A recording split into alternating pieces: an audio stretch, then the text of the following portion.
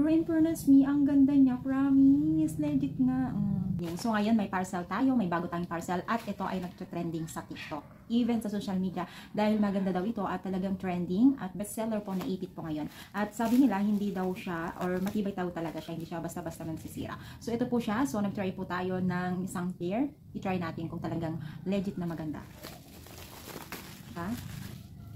Ang in-order ko pala ay color brown. So, diba, uso ngayon yung ganitong kulay. So, try natin sa hair natin. So, dito daw, hihiwain daw natin dito. Then, wait. Ito siya, dumi-dumi, oh. Ganyan daw, eh. Yan. Then, kuha daw tayo ng ganito dito.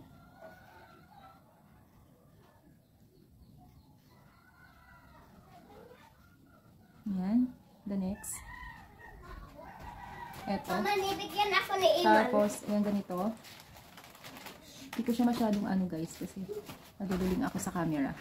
Kung gusto nyo mag, yung parang nagbusog-butsog-butsog. Yan, ganito siya. So, alam mo guys, medyo, ayan, ganyan siya. Medyo itaas natin. Ano pa? Yan pa lang ha. Parang ang ganda niyang tignan. So, next one naman. Alam nyo guys, ang daming iba-ibang kulay nito. Opa. Ay wait, ayusin natin dito dahil first time tayong magkabit. Ay alam talaga natin pag first time talaga. Oh, di ba? Ang ganda. Totoo nga, ang ganda niya, Mi. Ayusin natin dito at hindi pa masyadong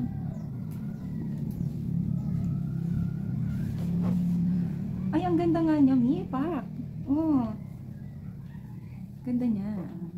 Dito naman sa kabila. Dapat nakaganyan yan. So, syempre, first time natin. Oh, di ba? Pero in fairness, Me, ang ganda niya. Promise. Legit nga.